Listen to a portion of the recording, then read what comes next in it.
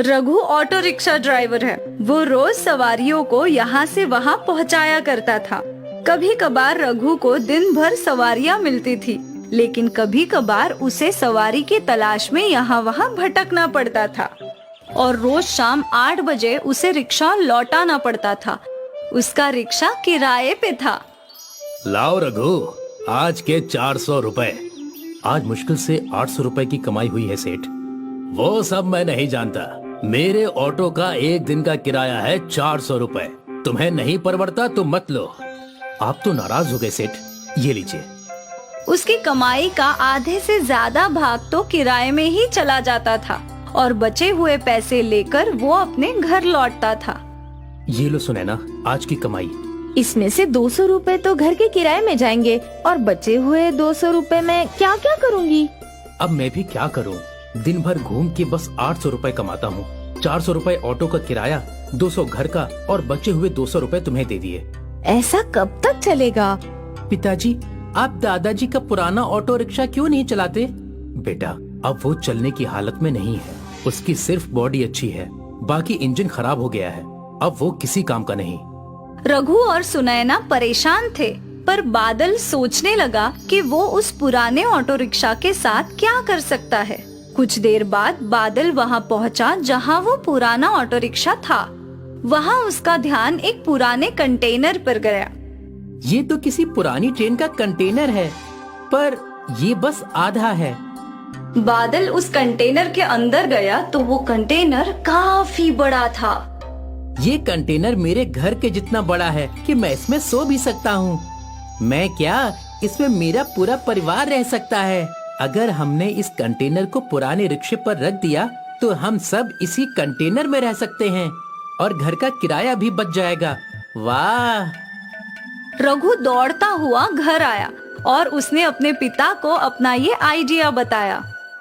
Idea सुनने में तो अच्छा लग रहा है, पर क्या हम ये कर पाएंगे? जरूर पापा, आप अपने वेल्डर दोस्त को बुला लीजिए। हम सब मिलकर एक नया घर बना लेंगे। किराया भी बच जाएगा और हमारा खुद का घर भी होगा।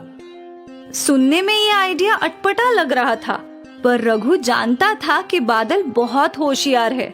उसने सोचा कि एक बार कोशिश करने में क्या बुराई है।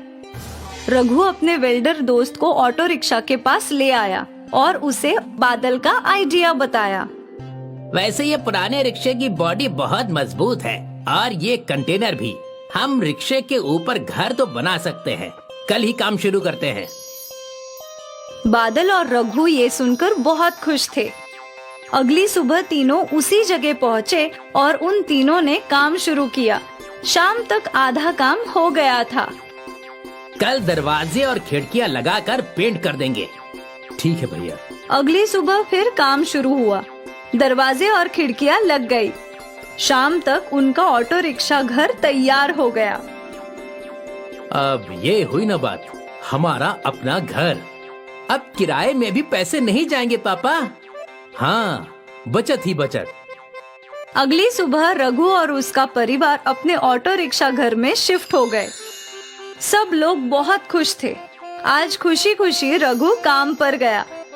उसने रोज की तरह कई सवारियों को यहाँ से वहाँ छोड़ा, पर आज वो बहुत खुश था। शाम को उसने खुशी खुशी सेठ जी को किराया दे दिया। क्या बात है रघु, आज बहुत अच्छी कमाई हुई है क्या? कमाई तो उतनी ही हुई है सेठ जी, पर आज से बचत ज्यादा होगी। वो कैसे? मैंने अपना घर जो बना लिया है, ऑटो रिक्शा घर। क्या? रघु खुशी खुशी अपने घर की ओर चल पड़ा। जब वो अपने घर पहुंचा तो वहाँ काफी भीड़ थी। ये सब मेरे पापा ने किया, वो आ गए। पत्रकार रघु की ओर दौड़ पड़े और उसे ढेर सारे सवाल पूछने लगे। आपने ऐसा अनोखा घर क्यों बनाया? क्योंकि हमारे पास रहने के लिए घर नहीं था और किराया बहुत महंगा था। क्या ये घर आम घरों की तरह है? हाँ, इसके अंदर सारी सुविधाएं हैं।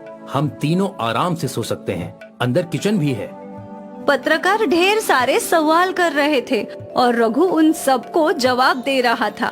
अगली सुबह सारे न्यूज चैनल्स पर रघु और उसका अद्भुत ऑटो रिक्शा घर ही छाया था। वो रातों रात अमीर बन गया।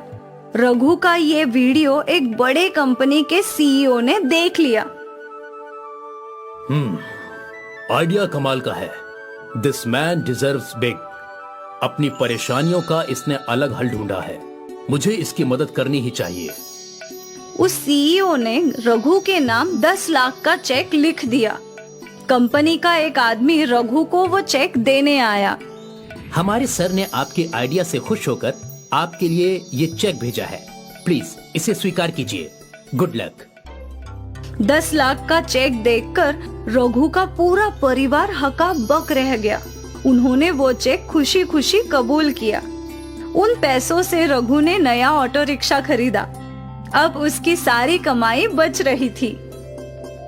सुने ना, अब मेरी महीने की कमाई 20,000 रुपए हो गई है। तो अब हम खुद का घर खरीद सकते हैं ना? और हमारे पास उस 10 लाख रुपए में से 5 लाख रुपए बचे हैं। हाँ बिल्कुल।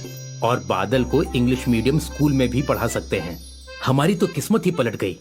अरे वाह पापा, सोचा नहीं था कभी ये सब भी होगा। ये सब बादल के ऑटो रिक्शा घर के आइडिया की वजह से ही हुआ है और हम सबकी मेहनत की वजह से। कुछ महीनों बाद रघु ने एक नया घर खरीदा। वो अब भी अपने ऑटो रिक्शा वाले घर को बहुत प्यार करता था। आज उसके साथ जो भी अच्छा हुआ, उसकी शुरुआत वही ऑटो रिक्शा वाला घर था। बादल के एक छोटे से आइडिया ने उन सब की किस्मत बदल दी।